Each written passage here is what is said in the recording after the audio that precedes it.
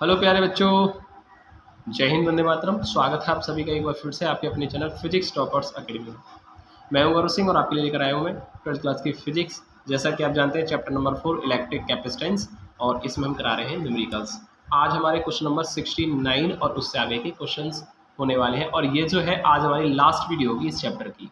उसके बाद हम नए चैप्टर नंबर 5 की फर्स्ट वीडियो लेकर आएंगे। ठीक है, तो देखिए इसमें क्या दे रखा है। एक पैरेलल प्लेट कैपेसिटर है, और अभी पैरेलल प्लेट कैपेसिटर की प्लेट्स के बीच में एयर भरी हुई है। ठीक है, तो वहाँ पर हमने कैपेसिटेंस को C0 से प्रेजेंट किया है, और वो कितनी है, 50 पिको फेरड है। पिको मतलब 10 की पावर माइनस के 12 से मल्टीप्लाई कर देंगे।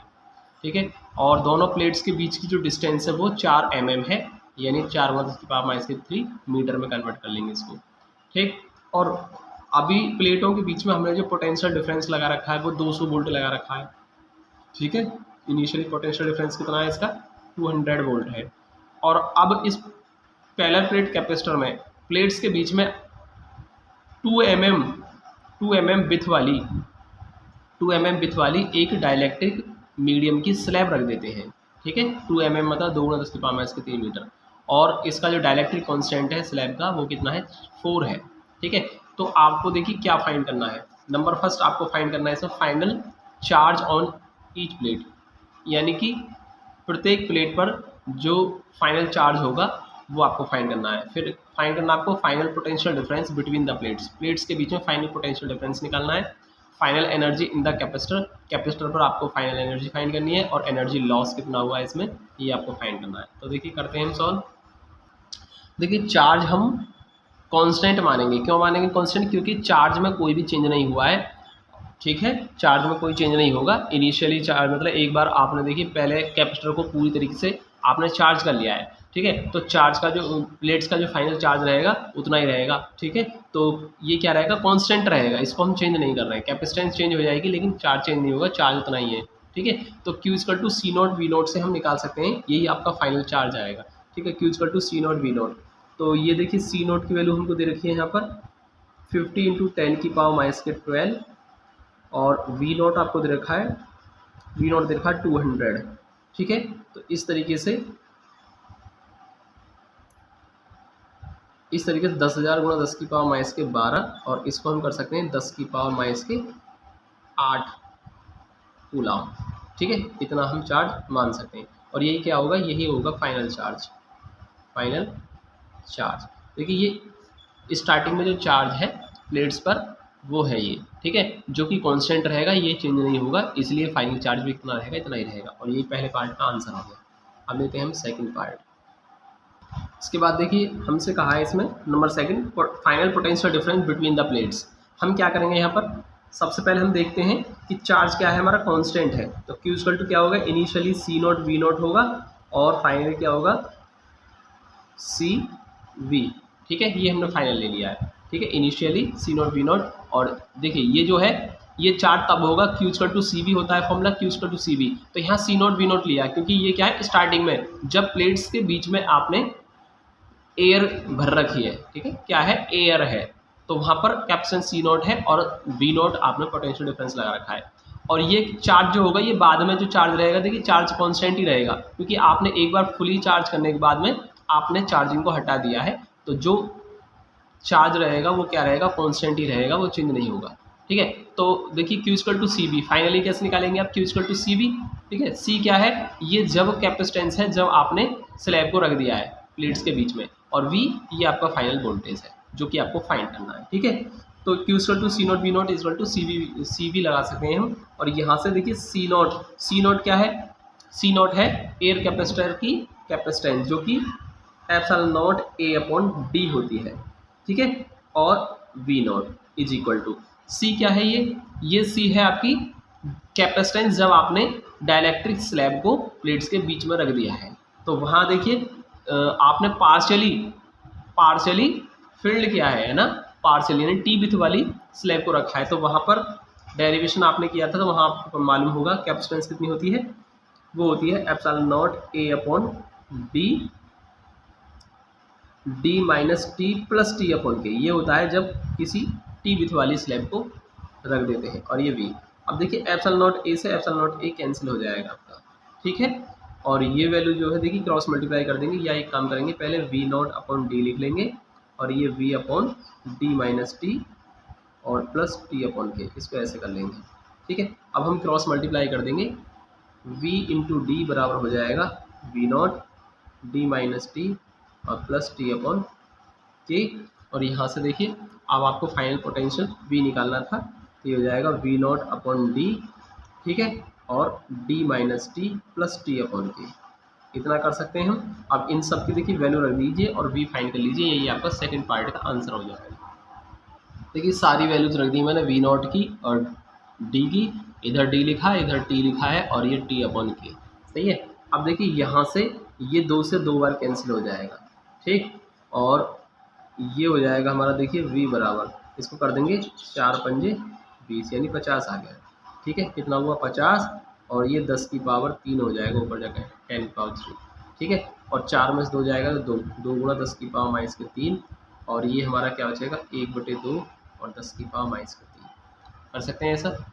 हम इसको कर लेंगे 50 इंटू 10 की पावर 3, और देखिए ये हो जाएगा 2 और ये प्लस के हाफ, और 10 की पावर माइनस के 3 जो है ये आ जाएगा हमारा क्या कॉमन, ठीक है।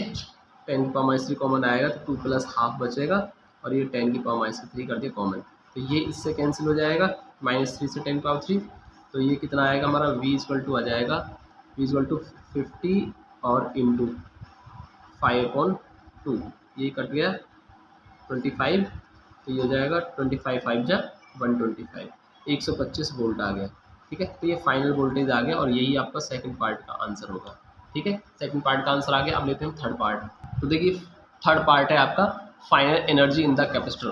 तो एनर्जी कैसे फाइंड करेंगे, हाफ वी क्यू, जहाँ पर फाइनल वोल्टेज है और ये फाइनल चार्ज है। चार्ज तो कॉन्स्टेंट ही रहेगा तो इसमें तो कोई दिक्कत ही नहीं, क्यू नॉट लिख लें या क्यू लिख लें, आप बात एक ही है। तो U equal to half V, कितना फाइनल वोल्टेज अभी हमने जस्ट फाइंड किया 125 वोल्ट, और क्यू हमने 10 की पावर माइनस के 8 निकाला है, ठीक है। तो यू कितना आ जाएगा, इसको कर लीजिए 2 पंजे 10, ठीक है, और 2 बज के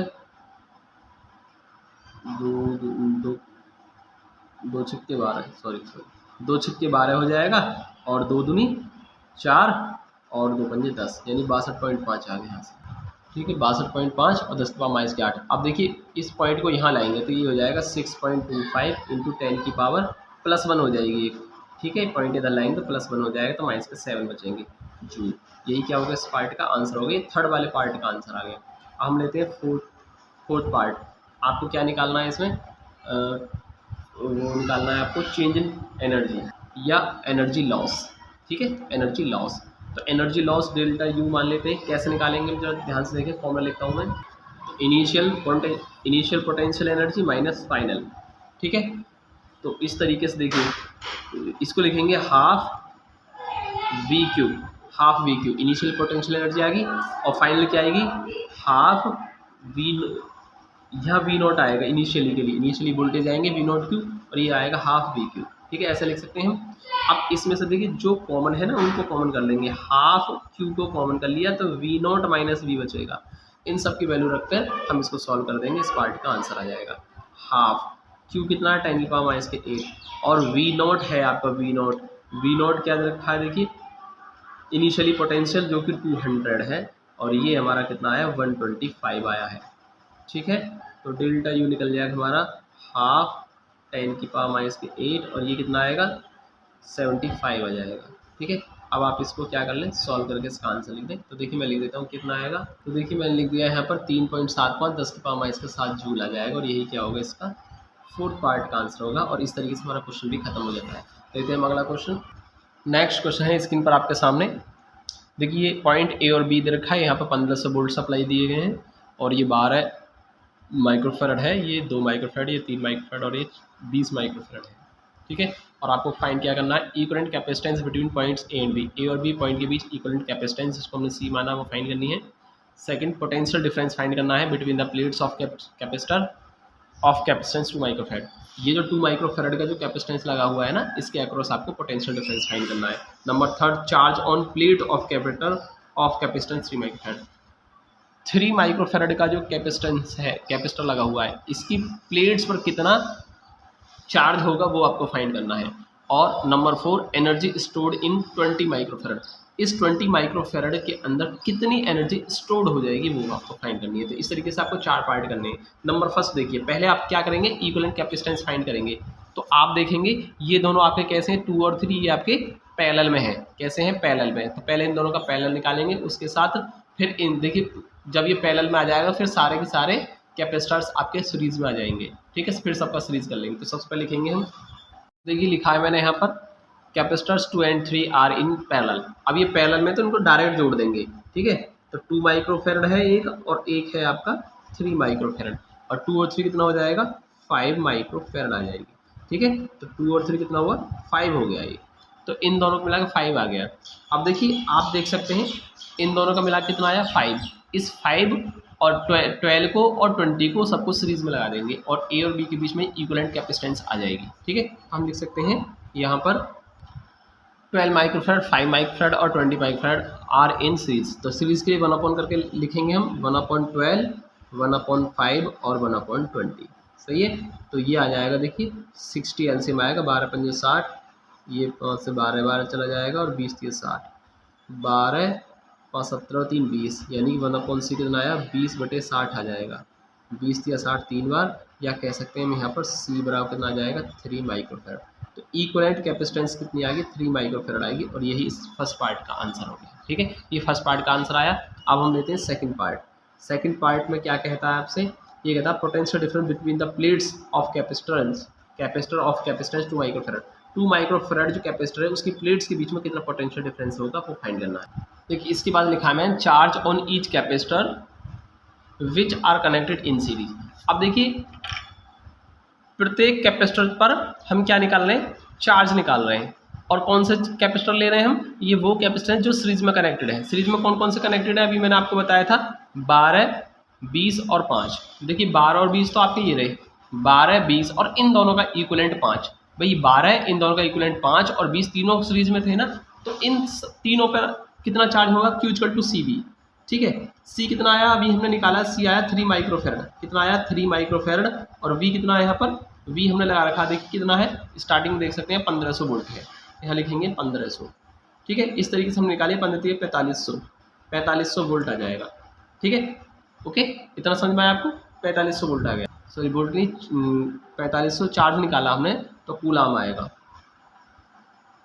ठीक है, कूलाम आ गया, यहाँ तक समझे पहले। और इसके आगे देखिए क्या करना है हमें, ये जो आपने 5 माइक्रोफेरेड जो कैपेसिटर लगा रखा है, यानी कि ये दोनों, इन दोनों के एक्रॉस कितना पोटेंशियल डिफरेंस होगा। तो आप एक काम करें, पोटेंशियल डिफरेंस कहाँ निकालेंगे आप, इन दोनों पॉइंट्स पर, एक तो इस पॉइंट पर, एक इस पॉइंट पर।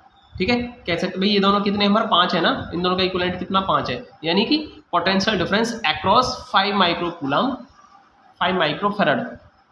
ठीक है, ये जो 5 माइक्रोफेरेड है आपका, इन दोनों का इक्विवेलेंट, इनके अक्रॉस पोटेंशियल डिफरेंस निकालना है आपको। ठीक है, तो मैं लिख देता हूँ यहाँ पर, यहाँ लिख दिया मैंने potential difference between the plates of 5 microfarad. उसको मैंने V डैश मान लिया, V बराबर Q upon C। C dash के निकालना ना, C डैश ही तो मान रखा, देखिए 5 माइक्रोफेरेड को हमने क्या मान रखा है, C डैश। हम C डैश के अक्रॉस क्या निकाल रहे हैं, पोटेंशियल डिफरेंस। ठीक है, तो V dash equal to Q upon C dash लिख सकते हैं हम। और Q हमने अभी जस्ट थोड़ी देर पहले निकाला 4500, कितना निकाला है, 4500। और C डैश जो है, C डैश कितना है, C डैश हमारा 5 माइक्रोफेरेड है, 5। ठीक है, तो ये कितना हो जाएगा, ये हो जाएगा 900। तो कितना हो जाएगा, V डैश आ जाएगा 900 वोल्ट। ठीक है, यानी आपने क्या कर दिया, आपने यहाँ पर इन दोनों पॉइंट्स पर, इन दोनों पॉइंट्स के बीच पोटेंशियल डिफरेंस निकाल लिया है। और अब देखिए इसमें क्या कहा गया था, सेकंड पार्ट में आपसे कहा गया था potential difference between the plates of capacitor 2 microfarad, यानी 2 माइक्रोफेरेड के अक्रॉस पोटेंशियल डिफरेंस, 2 माइक्रोफेरेड के अक्रॉस पोटेंशियल डिफरेंस, जो कि आपने यहाँ इन दोनों पॉइंट्स पर निकाल लिया है पोटेंशियल डिफरेंस। जो इन दोनों पॉइंट पर पोटेंशियल डिफरेंस होगा वही 2 माइक्रोफेरेड के अक्रॉस पोटेंशियल डिफरेंस होगा। ठीक है, और वही कितना होगा, 3 माइक्रोफेरेड, क्योंकि दोनों कैसे हैं आपके पैरेलल में। पैरेलल में हमेशा पोटेंशियल डिफरेंस क्या होता है, कॉमन रहता है, सेम रहता है। तो इसके अक्रॉस पोटेंशियल डिफरेंस और इसके अक्रॉस पोटेंशियल डिफरेंस क्या होगा, सेम होगा। और कितना होगा, आपने जस्ट अभी फाइंड किया है कितना, 900 वोल्ट। तो आप लिख सकते हैं यहाँ पर, क्या लिखेंगे, देखिए मैं एक लाइन लिख देता हूँ यहाँ पर, potential difference across 2 microfarad and 3 microfarad. ठीक है, कितना है हमारा, वो आ गया 900 वोल्ट आ गया। ठीक, क्योंकि दोनों कैसे पैरेलल में है और पोटेंशियल डिफरेंस दोनों में क्या रहेगा, सेम रहेगा। और यही आपके सेकंड पार्ट का आंसर आ गया। अब बचा हुआ आपका थर्ड पार्ट, और थर्ड पार्ट में देखिए क्या कहा है आपसे, charge on the plates of capacitor of capacitance 3 microfarad. ये जो 3 माइक्रोफेरड जो लगा हुआ है ना कैपेसिटर, इसकी प्लेट्स पर कितना चार्ज होगा, अब आपको वो फाइंड करना है। तो हम लिख सकते हैं यहाँ पर चार्ज ऑन 3 माइक्रोफेरड। 3 माइक्रोफेरड पे एक चार्ज पूछा आपसे। ठीक है, कैसे निकलेगा, Q इक्वल टू, हम लगा सकते हैं Q इक्वल टू CV। ठीक है, Q equal to CV। C कौन सा होगा, देखिए C यही रहेगा 3 माइक्रोफेरड के अक्रॉस, यानी 3 माइक्रोफेरड पर आपको चार्ज फाइंड करना है। तो यहाँ क्या आएगा, C की वैल्यू तो 3 रहेगी, 3 इंटू 10 की पावर माइनस के 6 कर सकते हैं माइक्रो के लिए, और C इंटू V कौन सा होगा, V जो कि आपको 2 और 3 के एक्रॉस पोटेंशियल डिफरेंस जो जस्ट अभी हमने फाइंड किया है 900 वोल्ट। ठीक है, तो Q कितना हो जाएगा, 9 3 27, 10 की पावर माइनस के 6, या आप कर सकते हैं Q इक्वल टू 1 2 3 2.7 इंटू 10 की पावर माइनस के 3। ठीक है, इतने कूलाम चार्ज हो जाएगा। यही आपका थर्ड पार्ट का आंसर आ रहा है। ठीक है, या आप इसको यहीं भी छोड़ सकते थे, जरूरी नहीं है आप 27 2.7 10 की पावर माइनस के 3 कूलाम देखें, आप इसको 2700 और 10 की पावर माइनस 6 मतलब माइक्रो, 2700 माइक्रो कूलाम भी इसका आंसर लिख सकते थे। चाहो तो लिख लो 2700 और 10 की पावर माइनस 6 मतलब माइक्रो कूलाम, ऐसे भी आप आंसर लिख सकते हैं इसका। ठीक है, ये थर्ड पार्ट का आंसर हुआ। अब नंबर 4, क्योंकि फोर्थ पार्ट में क्या कहा आपसे, इसमें कहा है energy stored in 20 microfarad. 20 microfarad में कितनी एनर्जी स्टोर्ड होगी वो निकालनी है। ठीक है, तो देखिए हमने लिख दिया energy stored in 20 microfarad. 20 microfarad में एनर्जी स्टोर्ड कितनी होगी, half Q square upon C। ठीक है, देखिए हाफ Q की वैल्यू क्या आएगी, Q तो हमने निकाला था, कितना आया था, 4500 आया था हमारा, कितना आया था 4500। ठीक है, Q की वैल्यू 4500 थी, देखिए कहाँ मैं दिखाता हूँ आपको, ये रहा। ठीक है, 4500 आया था Q की वैल्यू। ठीक है, ये रहा ना 4500 कूलम आया था, इसलिए मैं क्या लिख देता हूँ, Q की जगह 4500 लिख देता हूँ। और C कौन सा होगा, 20 माइक्रोफेरड में एनर्जी पूछा है, तो C की वैल्यू 20 ही रहेगी, 20 माइक्रोफेरड ही रहेगी। ठीक है, तो लिख देते हैं वैल्यू, तो लिख दिया मैंने 4500 कूलम। ठीक है, 4500 आ गया। और इसके बाद C की वैल्यू क्या है, देखिए C की वैल्यू हम लिख देते हैं, यहाँ पर माइक्रो 10 की पावर माइनस 6 लिखा और इसका स्क्वायर कर देते हैं, Q स्क्वायर अपॉन C कौन सा होगा, 20 माइक्रोफेरड में पूछा है, तो 20 और माइक्रो मतलब 10 की पावर माइनस 6। अब देखिए इसको ना वैल्यू को आप सॉल्व करेंगे तो ये आ जाएगा 0.51 जूल आएगा आंसर। ठीक है, ये आ गया आपका फोर्थ पार्ट का आंसर। अब देखिए जैसे आपने, मैं आपको दिखाता हूँ, यहाँ पर देखिए जैसे आपने 20 माइक्रोफेरड में एनर्जी निकाली है, कितनी एनर्जी स्टोर हुई है। अगर आपसे पूछा 12 माइक्रोफेरड में एनर्जी स्टोर बताइए कितनी होगी, तो आप सेम इसी के जैसा आप 12 माइक्रोफेरड में भी एनर्जी स्टोर निकाल सकते थे। तो चलिए मैं निकाल देता हूँ, 0.5 मान के इसको चलते हैं।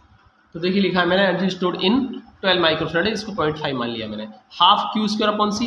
अब देखिए Q फिर से सेम आता है, क्योंकि 12 माइक्रोफेरड में भी चार्ज उतना ही है जितना 5 माइक्रोफेरड में, उतना ही 20 माइक्रोफेरड में था।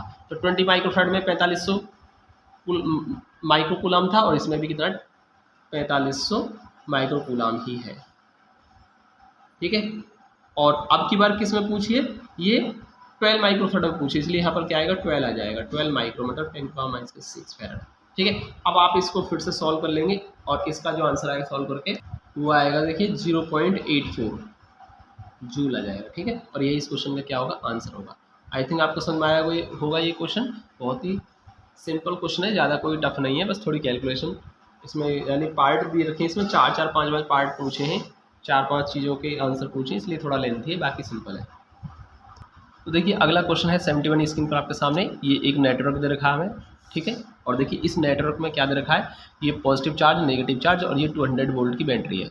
यहाँ पर आपके तीन कैपेसिटर, 3 और 4 कैपेसिटर लगे हुए हैं। C1 जो कि 100 पिकोफेरड है, C2 200 पिकोफेरड, C3 है 200 पिकोफेरड, और C4 भी आपके 200 पिकोफेरड है। ठीक है, इस तरीके से 4 कैपेसिटर लगे हुए हैं। अब आपसे देखिए इसमें क्या क्या पूछा है, देखिए आप। Number first, equivalent capacitance of combination. इस पूरे कॉम्बिनेशन की आपको क्या करनी है, पूरे नेटवर्क की, ऐसा कर सकते हैं आप, ऐसा समझ सकते हैं आप, या पूरे सर्किट की, टोटल सर्किट की, यानी कह सकते हैं इस वाले और इस वाले पॉइंट्स के बीच में आपको इक्विवेलेंट कैपेसिटेंस फाइंड करनी है, ठीक है, जिसको हमने सी माना है। और दूसरा चार्ज ऑन कैपेसिटर C1, ये जो C1 कैपेसिटर है ना, इस पर कितना चार्ज होगा वो फाइंड करना है। और फिर आपको total energy stored in combination, यानी पूरे नेटवर्क में कितनी एनर्जी स्टोर होगी, ठीक है, वो आपको फाइंड करनी है। तो इस तरीके से आपको 3 पार्ट के आंसर देने हैं इसमें, और हम पहले करते हैं सॉल्व फर्स्ट वाले पार्ट को। और देखिए इसमें क्या कहा है, इक्विवेलेंट कैपेसिटेंस पूछी है आपको कॉम्बिनेशन की, यानी इन दोनों पॉइंट्स के बीच इक्विवेलेंट कैपेसिटेंस कितनी होगी। आप देख सकते हैं ये दोनों कैसे आपके सीरीज में है, पहले इन दोनों का सीरीज निकालो, फिर उसके बाद आप इसको क्या कर देंगे, पैरेलल में कनेक्ट कर देंगे, और फिर उसके बाद सबको फिर इन तीनों के साथ ये वाला जो आ जाएगा ये सीरीज में आ जाएगा, ठीक है। पहले दोनों का सीरीज, फिर पैरेलल, और फिर इसको फिर सीरीज में कर लेंगे, ठीक है। इस तरीके से निकलेगी इसकी इक्विवेलेंट कैपेसिटेंस। आप लिखेंगे C2 जो कि 200 है पिको फैरड, एंड C3 ये जो कि आपकी 200 ही है pico farad, are in series. तो ये कैसे हैं, तो ये देखिए आपके सीरीज में है। सीरीज के लिए हम क्या कर सकते हैं, इन दोनों का इक्विवेलेंट C डैश मान लेते हैं, ठीक है। कैसे निकलेगा, 200 इंटू 200 और 200 प्लस 200। अब आप इसको सॉल्व करेंगे तो कितना आएगा, ये 100 पिको फैरड आ जाएगा, ठीक है। तो इन दोनों का इक्विवेलेंट निकाला। अब इन दोनों का 100 आया, इस 100 के साथ ये वाला 100 कैसा होगा, पैरेलल में होगा। तो देखिए मैंने यहाँ पर दोनों को पैरेलल में ले लिया है, और पैरेलल में इन दोनों का हम क्या निकाल देंगे, अब ये जो निकलेगा इन तीनों का निकल के आ रहा है, इन तीनों का इक्विवेलेंट, जिसको मैंने C डबल डैश मान लिया है। कैसे निकलेगा, पैरेलल में है तो दोनों को डायरेक्ट ऐड कर दो, 100 और प्लस 100, ठीक है। तो इस तरीके से आ जाएगा हमारा 200 पिको फैरड। अब देखिए जरा ध्यान से, 200 किसका आया, इन तीनों का आया 200। इस 200 के साथ ये वाला 200 कैसा आया आपका, सीरीज में आ जाएगा। कैसा हो जाएगा, सीरीज में, क्योंकि इस वाले पाथ पर क्या होगा, 200 होगा, और ये सेम पाथ यहाँ रिपीट होगा, और वही इस तरीके से घूमकर ये सेम पाथ पर ये क्या जाएगा, 200 आ जाएगा। तो सीरीज में ही होंगे। तो आप लिख सकते हैं C डबल डैश जो कि आपका 200 पिको फैरड है, एंड C4 है जो कि आपका वो भी 200 ही है pico farad, are in series. तो ये ऐसे आपके सीरीज में, तो इनका इक्विवेलेंट कॉम्बिनेशन, इक्विवेलेंट कैपेसिटेंस क्या मान लिया। अब ये टोटल सर्किट की या पूरे नेटवर्क की कैपेसिटेंस आ रही है फाइंड होकर, तो मैं इसको C मान लेता हूँ, जो कि कैसे निकलेगा, 200 इंटू 200 और 200 प्लस 200, जो कि आप सॉल्व करोगे तो कितना आएगा, 100 पिको फैरड आ जाएगा, ठीक है। इस तरीके से ये वाला फर्स्ट वाले पार्ट का आंसर आ चुका है। अब हम लेते हैं इसका सेकंड पार्ट में कहा है charge on capacitor C1 capacitor पर चार्ज, और उसके लिए हमें क्या करना होगा, टोटल चार्ज, कॉम्बिनेशन का टोटल चार्ज हमको फाइंड करना होगा। हम लिखेंगे टोटल चार्ज ऑन कॉम्बिनेशन, ठीक है। कॉम्बिनेशन पर टोटल चार्ज आप फाइंड कर लेते हैं, तो कितना होगा, Q इक्वल टू CV से निकलेगा, ठीक है। Q इक्वल टू CV, और C कितना है, देखिए इक्विवेलेंट कैपेसिटेंस जो कि हमारी 100 कितनी आई है, वो 100 पिको फैरड है, पिको मतलब 10⁻⁻⁻, है। और V कितना है, V हमने देखिए लगा रखा है कितना, 200 वोल्ट। आप देख सकते हैं क्लियरली 200 वोल्ट लगा हुआ, तो आप इसको लिख देंगे 200। अब आप इसको सॉल्व कर लें तो ये आएगा आपका 2 और 2 बन जाए 2 और 2 और 2 4, ठीक है, 10⁻⁻12, ठीक, कूलम। या आप इसको ना ऐसे कर सकते हैं, आप इसको लिख सकते हैं, ये हो गया 20,000 और 10⁻⁻12 को पिको ही रहने दें आप, कोई दिक्कत ना, पिको कूलम इतना भी आप छोड़ सकते हैं, ठीक है। पिको कूलम में ही आंसर रहने दें, इसका कोई दिक्कत नहीं है। तो ये आया हमारा चार्ज निकल के आया है, ठीक है। तो यहाँ लिखा हमने potential difference across the equivalent of C1 C2 and C3। देखिए ये जो C1 C2 और C3 है, C1 C2 C3 के कॉम्बिनेशन के अक्रॉस पोटेंशियल डिफरेंस कितना होगा, ठीक है। तो आपने ये निकाला है, ठीक है, यानी कह सकते हैं आप इन दोनों का इक्विवेलेंट कहाँ आएगा, यहाँ इस वाले पॉइंट और इस वाले पॉइंट पर, ये वाला पॉइंट, ठीक है। यानी कह सकते हैं हम इन तीनों के इक्विवेलेंट के अक्रॉस पोटेंशियल डिफरेंस निकाल रहे हैं, तो इसका मतलब हुआ आप इस वाले और इस वाले पॉइंट पर निकाल रहे हैं पोटेंशियल, ठीक है। तो कितना हो जाएगा, V अपॉन, मैंने लिखा है यहाँ पर V बराबर Q upon C double dash, क्योंकि इन तीनों का कितना आया, C डबल डैश आया। कैसे आया, इन दोनों का 100 और ये वाला आपका 100 पैरेलल में, तो 100 प्लस 100 200, ठीक है। तो कितना आएगा, 200 आया था, ये रहा आपका, ठीक है, ये रहा C डबल डैश, ठीक है, इसलिए मैंने यहाँ पर क्या लिखा, मैंने यहाँ पर आप देख सकते हैं क्लियरली, यहाँ पर लिखा मैंने Q upon C double dash लिखा, इसलिए लिखा मैंने C डबल डैश, क्योंकि इन तीनों का इक्विवेलेंट C डबल डैश है। ठीक है, आई थिंक आपको समझ में आ रहा होगा। Q की वैल्यू कितनी है आपकी, अभी निकाली हमने 20,000। ठीक है, पिको कूलाम। और C कितना है हमारा, C डबल डैश आया हमारा 200 पिको कूलाम। कितना है, 200 पिको कूलाम। तो यहाँ पर पिको कूलाम है, ये भी पिको कूलाम है, ये पिको कूलाम, तो कैंसिल हो जाएगा, यानी इस तरीके से ये आ जाएगा आपका 100 आ जाएगा। कितना आ जाएगा, V इक्वल टू 100 वोल्ट आ जाएगा। आई थिंक आपको समझ में आया होगा इतना। तो हमने 100 वोल्ट निकाल लिया। तो अब हम निकाल सकते हैं चार्ज ऑन कैपेसिटर C1। ठीक है, C1 कैपेसिटर पर चार्ज निकाल सकते हैं। Q1 मान लिया मैंने उसको, Q1 बराबर C1 और V1 नहीं लिखेंगे, V लिखेंगे, क्योंकि C1 के अक्रॉस पोटेंशियल भी कितना है, देखिए C1 के अक्रॉस भी कितना 100 वोल्ट ही है, इसको मैंने V मान रखा है। तो इसलिए C1 के अक्रॉस पोटेंशियल कितना V है, इसलिए मैंने यहाँ पर V लिखा है। ठीक है, C1 की वैल्यू कितनी है, आप देख सकते हैं C1 की वैल्यू 100 पिको फैरड दे रखी है। कितनी दे रखी है, 100 पिको फैरड। तो पिको मतलब 10 की पावर -12 भी लिख सकते हैं हम। और V की वैल्यू कितनी है, देखिए V की वैल्यू आई है 100 वोल्ट। तो इस तरीके से हमारा चार्ज कितना निकल के आएगा, यहाँ पर ये आएगा हमारा 10 की पावर कितना हुआ, ये 2 और 2 4 कम हो जाएंगी, -8 रह जाएगा। कितने कूलाम आ जाएगा, 10 पावर -8 कूलाम आ जाएगा। या अगर इस आंसर को आप पिको कूलाम में लिखना चाहें तो 100 और 100 कितना हो जाएगा, देखिए Q1 इक्वल टू, देखिए 100 ये और 100 ये आपका क्या है, पिको। आंसर किस में लिखना है, पिको कूलाम में लिख रहे हैं आप। ठीक है, तो पिको कूलाम के लिए आप इसको रहने देंगे, क्योंकि इसका मान ही कितना होता है, पिको होता है। तो 100 कितना हो जाएगा, 10,000। ठीक है, और इसको आप 10 की पावर -12 को फिर से पिको लिख देंगे, पिको कूलाम, तो फिर इतना होगा। ठीक है ना, तो ये आपका आंसर आ चुका है यहाँ पर। ठीक है, ये सेकंड पार्ट का आंसर आ गया, चार्ज ऑन कैपेसिटर C1। ठीक है, इतना आ जाएगा, ये पिको कूलाम में है और ये आपका कूलाम में आंसर है। लेते हैं थर्ड पार्ट इसका, और थर्ड में निकालनी है एनर्जी स्टोर्ड इन नेटवर्क। ठीक है, टोटल सर्किट में एनर्जी स्टोर्ड कितनी हुई है, जस्ट कैसे निकालेंगे हम, U equal to half CV square से।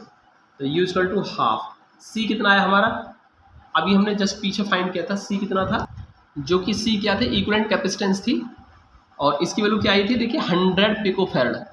तो C की वैल्यू क्या है, 100 पिको फैरड।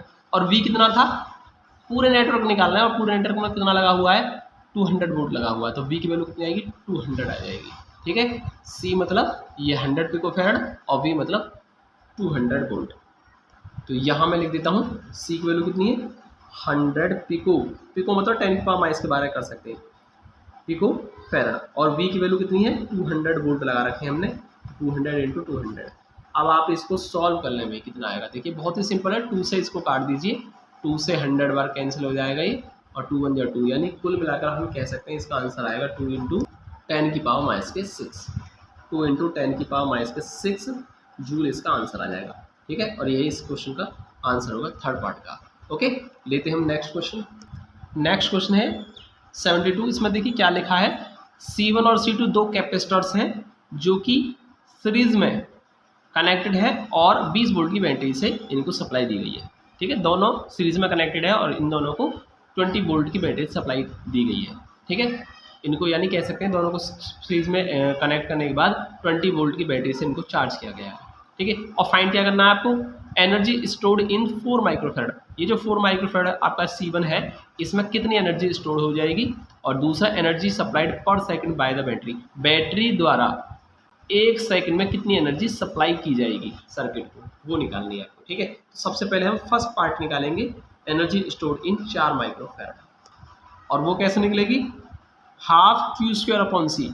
कैसे निकलेगी, हाफ Q²/C। इसका मतलब Q² यानी कि इन दोनों का सीरीज में कनेक्ट किया है, तो मतलब टोटल कॉम्बिनेशन को हमने कितना चार्ज दिया, तो टोटल कॉम्बिनेशन पर चार्ज निकालना पड़ेगा Q, तो Q²/C। C मतलब दोनों की इक्विवेलेंट कैपेसिटेंस भी आपको मालूम होनी चाहिए। ठीक है, आई थिंक आपको समझ में आया होगा। एक तो आपको Q निकालना है, कॉम्बिनेशन का चार्ज, और आपको इक्विवेलेंट कैपेसिटेंस दोनों की निकालनी है। तो पहले मैं इक्विवेलेंट कैपेसिटेंस निकाल देता हूँ। आप देखिए C1 और C2 दोनों कैसे सीरीज में कनेक्टेड है, C1 and C2 are in series, ये दोनों सीरीज में कनेक्टेड है और इन दोनों की इक्विवेलेंट कैपेसिटेंस को मैंने सी माना है। और कैसे निकालेंगे आप, सीरीज में कनेक्ट होने के लिए क्या करेंगे, 4 × 6 अपॉन 4 + 6, ये हो जाएगा 24 अपॉन 4 + 6 10, यानी 2.4 माइक्रोफैरड आ गया। इक्विवेलेंट कैपेसिटेंस सी निकाल दी। अब आपको चार्ज ऑन निकालना होगा, charge on combination, charge on combination Q, किस निकालेंगे, Q = CV, तो Q = CV। अब देखिए C कितना आया, C इक्विवेलेंट कैपेसिटेंस जो कि 2.4 माइक्रोफैरड है और V कितना हमारा 20 वोल्ट, कितना है 20 वोल्ट, यहाँ देख सकते हैं आप 20 वोल्ट से सप्लाई दी गई है। अब देखिए चार्ज जो होगा दोनों में सेम होगा, क्योंकि दोनों कैसे हैं, सीरीज में है। आपका 4 माइक्रोफैरड और 6 माइक्रोफैरड दोनों सीरीज में है और सीरीज में हमेशा चार्ज क्या रहता है, सेम रहता है, इसलिए दोनों पर क्या रहेगा, चार्ज सेम रहेगा।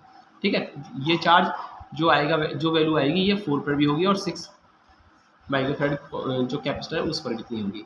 तो इस तरीके से आपका क्या कर सकते हैं, देखिए ये आपने कर दिया, 24 × 2 = 48, कितना हो जाएगा 48 माइक्रो कूलाम चार्ज आ गया।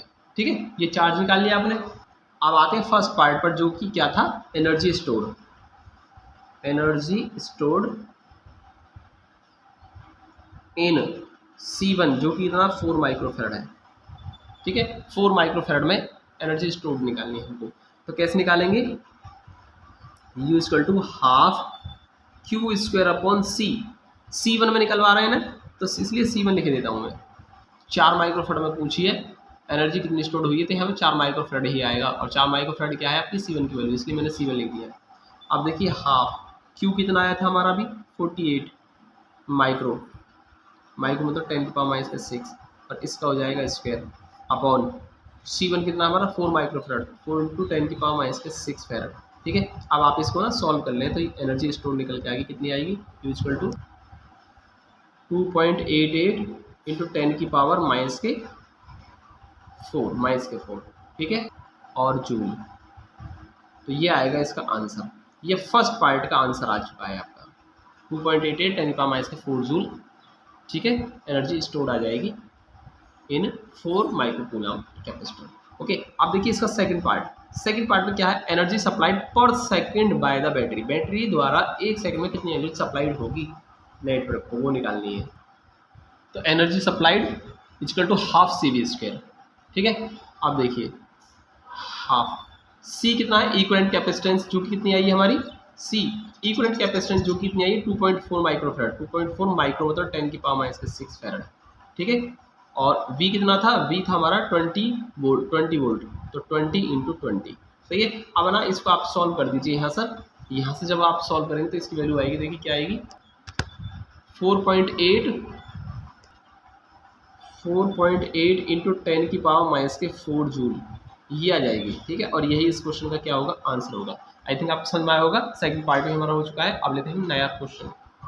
तो नेक्स्ट क्वेश्चन है 73, क्या दिया हुआ है, एनर्जी डेंसिटी स्टोर्ड इन कैपेसिटर, और इसको मैंने UE मान लिया 4.43 10⁻⁻10 जूल पर मीटर क्यूब।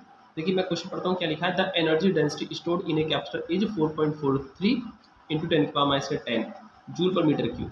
आपको क्या फाइंड करना है इसमें, find the intensity of electric field, intensity of electric field between the plates of capacitor. ठीक है, आपको electric field intensity E find करना है, और इसके लिए देखिए एनर्जी डेंसिटी का जो फॉर्मूला होता है वो होता है U = ½ ε0 E², ये होता है। ठीक है, और इसमें आपको देखो UE एनर्जी डेंसिटी दे रखी है, ε0 हम जानते हैं और E फाइंड करने के लिए बोला आपसे। तो यहाँ से E0 E की वैल्यू जो आएगी, E की वैल्यू कितनी आ जाएगी, E आ जाएगा आपका E² की वैल्यू निकालते हैं पहले, तो हो जाएगा 2UE अपॉन ε0। अब आपको E निकालना है तो आप क्या करेंगे, इसको अंडर ले लेंगे, 2UE अपॉन ε0। अब यहाँ से आप इसको सॉल्व कर दें, यही इस क्वेश्चन का आंसर होगा। 2UE कितना है आपका 4.43 × 10⁻⁻10, और ε0 होती है 8.85 × 10⁻⁻12।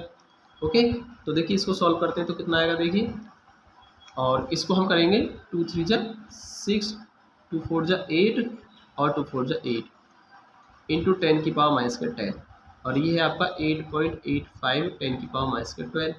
अब देखिए ये वैल्यू जो है लगभग सेम सी है, 8.86 8.85, तो ये लगभग क्या है, सेम है, इसको इससे कैंसिल कर सकते हैं, कोई ज़्यादा कोई डिफरेंस नहीं आएगा। तो इजकल टू लगभग क्या आएगा, ये लगभग 1 के इक्वल ही होगा, ठीक है, थोड़ा बहुत ही कम होगा, बाकी थोड़ा बहुत 1 से थोड़ा सा ज़्यादा होगा, पॉइंटों में 1.00 इस तरीके से आएगा, ठीक है ना।